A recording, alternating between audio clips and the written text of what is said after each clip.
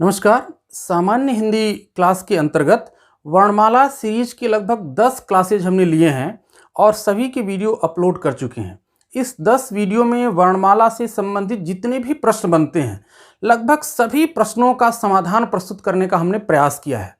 इसके बावजूद अगर छोटे छोटे चीज़ों में कुछ डाउट रह जाता है तो उसको शॉर्ट वीडियो के माध्यम से हम अलग से प्रस्तुत करने का प्रयास करेंगे। पिछले भाग में हमने पढ़ा व्यंजन गुच्छ क्या है, संयुक्त व्यंजन क्या है, संयुक्ताक्षर क्या है और इन तीनों के कॉन्सेप्ट में अंतर क्या है। उसी से संबंधित कुछ बातें छूट गई थी, उसको आज की वीडियो में हम कवर करेंगे। व्यंजन गुच्छ तो आपने समझ लिया है, एक बार हम पुनः उसे स्पष्ट कर देंगे। उसी से मिलता जुलता एक कॉन्सेप्ट है व्यंजन द्वित्व और अनुनासिक द्वित्व। ये क्या होता है और क्यों आवश्यक है, इसको आप समझिए। इससे संबंधित आगे जब हम वर्तनी पढ़ाएंगे तो वर्तनी में खासकर अनुस्वार और अनुनासिक के प्रयोग के जब नियम बताएंगे तो उसमें द्वित्व और अनुनासिक द्वित्व इससे संबंधित नियम हैं। उन नियमों को जानने के लिए सबसे पहले आपको समझना होगा कि द्वित्व कहते किसको हैं, अनुनासिक द्वित्व क्या है, व्यंजन द्वित्व क्या है। तो आज को संक्षेप में इसी को समझ लेते हैं आज के वीडियो में। व्यंजन गुच्छ, जैसा कि पिछले भाग में हमने बताया कि जब दो व्यंजन यानी स्वर रहित व्यंजन जब लगातार एक साथ आए बिना किसी स्वर के व्यवधान को तो उनको व्यंजन गुच्छ कहते हैं। जैसे उदाहरण हमने दिया था क्या, इस क्या में जो है क है प्लस य है प्लस आ है। यहां पर क और य ये दोनों स्वर रहित हैं, इन दोनों के बीच में कोई स्वर नहीं आया है, तो इसलिए ये क्या कहलाएंगे, ये हैं व्यंजन गुच्छ। इसी को कहते हैं व्यंजन गुच्छ। यानी एक से अधिक व्यंजन जब एक साथ आते हैं बिना किसी स्वर के व्यवधान के तो उनको कहते हैं व्यंजन गुच्छ कहते हैं। इसको हम पहले भाग में विस्तार से समझा चुके हैं। अब यहां पर हम समझते हैं व्यंजन द्वित्व। द्वित्व भी एक तरह का व्यंजन गुच्छ है। व्यंजन द्वित्व भी एक खास तरह का व्यंजन गुच्छ है। यहां पर आप देखिए क और य दो व्यंजन हैं जो लगातार एक साथ आए हैं। कई बार ऐसा होता है एक ही व्यंजन लगातार दो बार आ जाता है या एक से अधिक बार आ जाता है बिना स्वर के व्यवधान के, तो उसी को कहते हैं व्यंजन द्वित्व। जैसे उदाहरण के तौर पर देखिए पक्का, ये एक शब्द है, इसका वर्ण विच्छेद करेंगे तो हमें क्या क्या मिलेगा, प प्लस अ प्लस क हलंत प्लस क हलंत प्लस आ, ये हमको मिलेगा वर्ण विच्छेद करेंगे।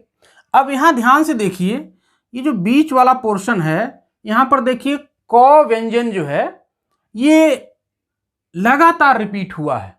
एक ही व्यंजन, यहां भी क यहां भी क के बाद फिर क आ गया। तो इस तरह से जब दो सेम व्यंजन एक के बाद एक बिना स्वर के व्यवधान के आ जाते हैं तो उसको कहते हैं व्यंजन द्वित्व। अब ध्यान से देखें तो यह भी एक तरह का गुच्छ है। व्यंजन गुच्छ की परिभाषा में है, व्यंजन गुच्छ में क्या कहा जाता है कि जब दो व्यंजन लगातार बिना किसी स्वर के व्यवधान के आ जाते हैं तो उनको व्यंजन गुच्छ कहते हैं। तो यहां पर भी ये दो व्यंजन है, यहां पर भी एक क भी एक व्यंजन है, फिर ये भी क व्यंजन है, तो यहां पर भी दो व्यंजन लगातार बिना किसी स्वर के व्यवधान के आ रहे हैं। यहां पर भी दो व्यंजन लगातार किसी स्वर के व्यवधान में आ रहे हैं, तो ये दोनों व्यंजन गुच्छ हैं। लेकिन यहां पर सेम व्यंजन एक से अधिक बार आ रहा है, तो जब सेम व्यंजन रिपीट होगा तो उसको कहेंगे व्यंजन द्वित्व। द्वित्व का मतलब होता है दो बार, डबल। एक ही व्यंजन जब दो बार आ जाए लगातार का मतलब बीच में स्वर नहीं आना चाहिए, तो उसको व्यंजन द्वित्व कहेंगे। अनुनासिक में भी सेम चीज है, लेकिन अनुनासिक द्वित्व में अनुनासिक व्यंजन के बाद अनुनासिक व्यंजन आएगा। जैसे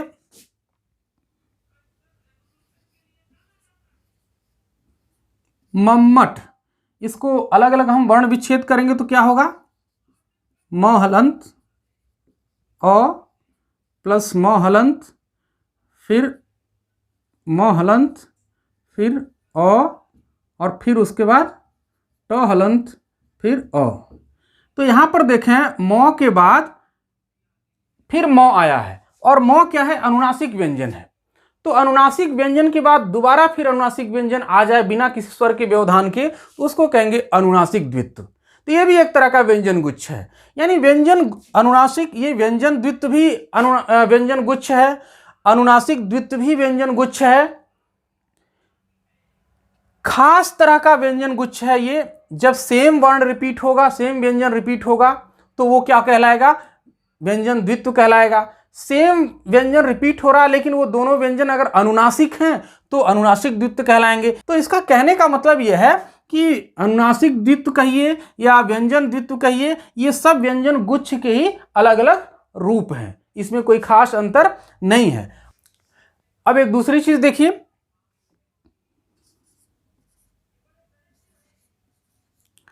उन्मन। उन्मन में क्या कोई अनुनासिक द्वित्व है? कैसे पता करेंगे कि उन्मन में क्या कोई अनुनासिक द्वित्व है? कैसे पता करेंगे?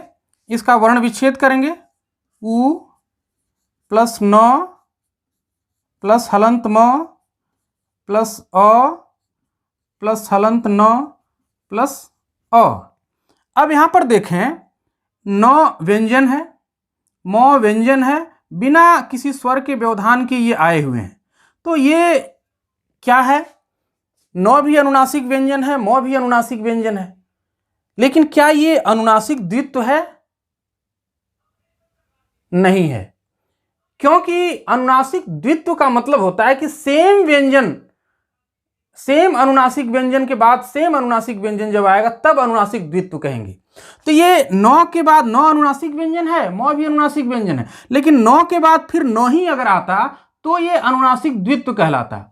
लेकिन न के बाद दूसरा व्यंजन आया है तो इसलिए अनुनासिक द्वित्व ये नहीं कहलाएगा, और न तो ये व्यंजन द्वित्व कहलाएगा, क्योंकि यहां न जो है ये अलग व्यंजन है, म अलग व्यंजन है। तो ये न तो ये व्यंजन द्वित्व कहलाएगा, न अनुनासिक द्वित्व कहलाएगा, लेकिन ये व्यंजन गुच्छ कहलाएगा, क्योंकि व्यंजन गुच्छ की परिभाषा में सिर्फ इतना है कि एक व्यंजन के बाद फिर दूसरा वर्ण व्यंजन ही होना चाहिए बिना स्वर के व्यवधान के। तो यहाँ एक वर्ण, एक व्यंजन है, फिर उसके बाद व्यंजन है, इसमें स्वर का व्यवधान नहीं है, तो ये अनुनासिक, ये व्यंजन गुच्छ तो है, लेकिन न तो व्यंजन द्वित्व है और न व्यंजन अनुनासिक द्वित्व है। तो इस तरह से आपने देख लिया कि व्यंजन जितने अनुनासिक द्वित्व होते हैं या जितने व्यंजन द्वित्व होते हैं वो सभी व्यंजन गुच्छ होते हैं, लेकिन सभी व्यंजन गुच्छ जो है वो व्यंजन द्वित्व या अनुनासिक द्वित्व नहीं हो सकते। तो मुझे लगता है ये कॉन्सेप्ट आपको क्लियर हो गया, बस इतना सा समझाना था। आगे हम वर्तनी से संबंधित वीडियो लेकर के आएंगे, जिसमें मानक वर्तनी क्या है, अलग अलग शब्दों को लिखने के लिए अलग अलग रूप का प्रयोग किया जाता था पहले अलग अलग क्षेत्रों में। तो इन सभी रूपों को ध्यान में रखते हुए इनका मानकीकरण किया गया कि कौन सा रूप जो है सही होगा, यानी अलग अलग तरह की लिखावट में एक रूपता लाने के लिए एक रूल बनाया गया, जिसके अकॉर्डिंग जो है वर्तनी को मानकीकृत किया गया। तो मानक वर्तनी क्या है, उससे संबंधित नियम क्या है, इसको लेकर के हम अलग अलग वीडियो में आएंगे। तो नए वीडियो में मिलेंगे, तब तक के लिए धन्यवाद।